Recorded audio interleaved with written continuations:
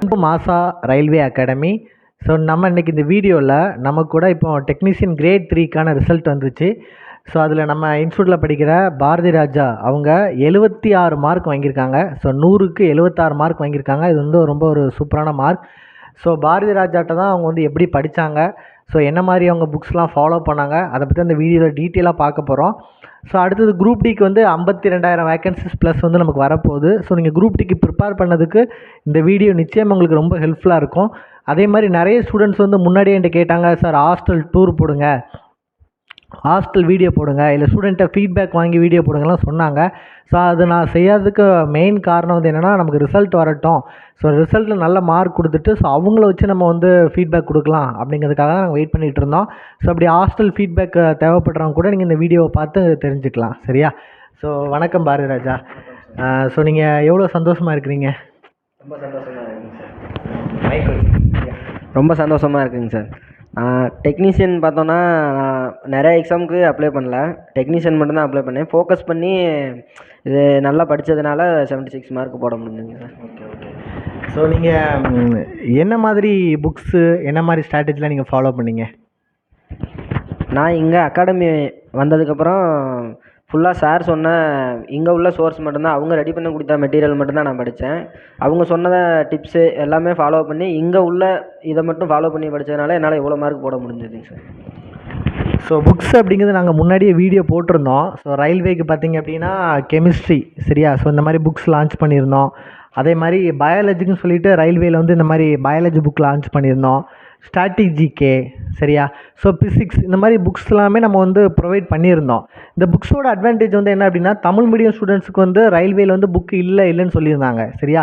ஆனால் நமக்கு வந்து தமிழையும் ட்ரான்ஸ்லேட் பண்ணி வித் ப்ரீவியஸ் இயர் கொஸ்டின்ஸு, இப்போ ஒரு டாபிக் இருக்குது அப்படின்னா அந்த டாபிக் அடுத்தது வந்து ப்ரீவியஸ் இயர் கொஸ்டின்ஸ், ஸோ அந்த மாதிரி நம்ம வந்து புக்ஸ் வந்து ப்ரொவைட் பண்ணியிருந்தோம், சரியா? ஸோ சீரியஸாக உங்களுக்கு நம்ம புக்ஸ் வந்து எந்த அளவுக்கு ஹெல்ப்ஃபுல்லாக இருந்திருக்கும்? புக்ஸு பார்த்தோன்னா மேக்ஸிமம் கொஸ்டின்ஸ் வந்து இந்த புக்கில் இருந்து தான் வந்திருக்கு. சார் ரெடி பண்ணி கொடுத்தா மெட்டீரியலில் இருந்து தான் வந்திருக்கு. நான் வேறு எதுவுமே சோர்ஸ் வச்சு படிக்கலை, இங்கே அகாடமியில் கொடுத்த சோர்ஸ் மட்டும்தான் வச்சு படித்தேன். அதில் உள்ள மேக்ஸிமம் கொஸ்டின்ஸ் வந்து இதில் இருந்து தான் வந்திருக்கு.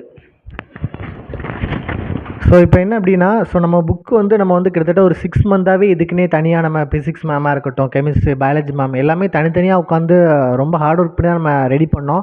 ஸோ என்சிஆர்டி அப்படியே தமிழில் வந்து நம்ம ரெடி பண்ணோம். அதே மாதிரி சமச்சீர் கல்வி புக்கிலேருந்தும் சோர்ஸஸ் எடுத்து ஸோ எப்படி அவங்க ப்ரீவியஸ் இயரில் கொஸ்டின் கேட்டிருக்காங்களோ அதை பேஸ் பண்ணி தான் நம்ம வந்து ரெடி பண்ணியிருந்தோம், சரியா? ஸோ நீங்கள் புக்ஸ் இதை ஃபாலோ பண்ணீங்க, கிளாஸ் இதை ஃபாலோ பண்ணீங்க. டெஸ்ட்டெல்லாம் நீங்கள் எவ்வளோ டெஸ்ட் எழுதியிருப்பீங்க? நான் ஒரு டெஸ்ட்டு ஒரு 150 டெஸ்ட்டுக்கிட்ட போட்டிருப்பேங்க சார். ஃபுல் அண்ட் ஃபுல் வந்து அனலைஸ் டெஸ்ட்டு, அனலைஸு இந்த மாதிரி சார் சொன்ன அந்த இதை மட்டும் ஃபாலோ பண்ணி மட்டும் அதை அனலைஸ் பண்ணி டெஸ்ட்டு போட்டு அனலைஸ் பண்ணி அப்படி பண்ணாலே மார்க் நல்லா இம்ப்ரூவ்மெண்ட் ஆச்சுங்க sir.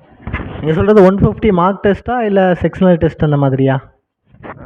Sectional test, chapter test இருக்குது, செக்ஷனல் டெஸ்ட்டும் இருக்குது.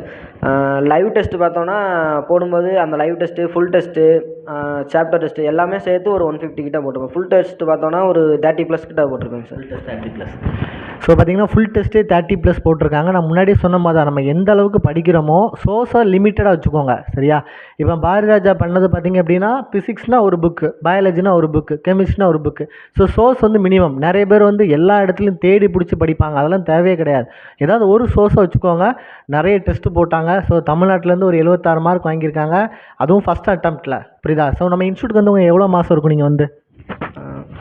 4 மந்த்ஸு கம்ப்ளீட் ஆகி சரியா? ஸோ வெறும் 4 மாதம் தான், புரியுதா? ஸோ நம்ம வந்து நிறைய பேர் வந்து எக்ஸாம் ப்ரிப்பேர் பண்ணுறேன்னு சொல்லிட்டு தேவையில்லாமல் டைம் வேஸ்ட் பண்ணிட்டு இருக்காங்க. அதுக்கு பதிலாக ஸோ ப்ராப்பராக நீங்கள் படிச்சிங்க அப்படின்னா கண்டிப்பாக ஒரு 6 மந்தில், நாங்கள் சொல்கிறது தான், 6 மந்தில் பாஸ் பண்ண முடியும்னு சொல்கிறேன். இன்னும் ரொம்ப முக்கியமான விஷயம் என்ன அப்படின்னா, இவர் வந்து திருச்சி, ஸோ நம்ம மார்த்தாண்டம் நம்ம ஹாஸ்டலில் ஸ்டே பண்ணி படிக்கிறாங்க. ஸோ நம்ம மாசா குருகுலம் அப்படின்னு லான்ச் பண்ணியிருந்தோம்.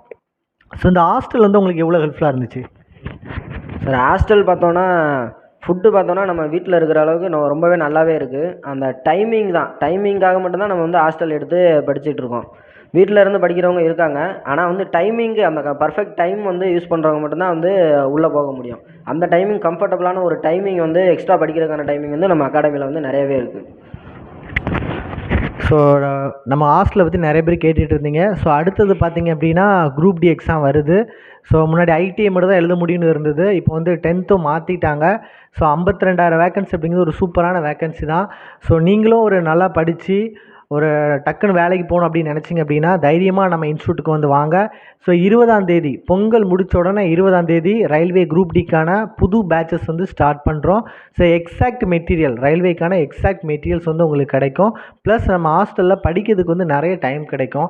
எந்த டிஸ்ட்ராக்ஷனும் இருக்காது. ஏன்னா ஸ்ட்ரென்த்தே கம்மி தான். ஒரு 30 ஸ்டூடெண்ட்ஸ்க்குள்ளாடி தான் நம்ம வச்சுருக்கோம். ரயில்வேயும் எஸ்எஸ்சியும் சேர்த்தே சரியா.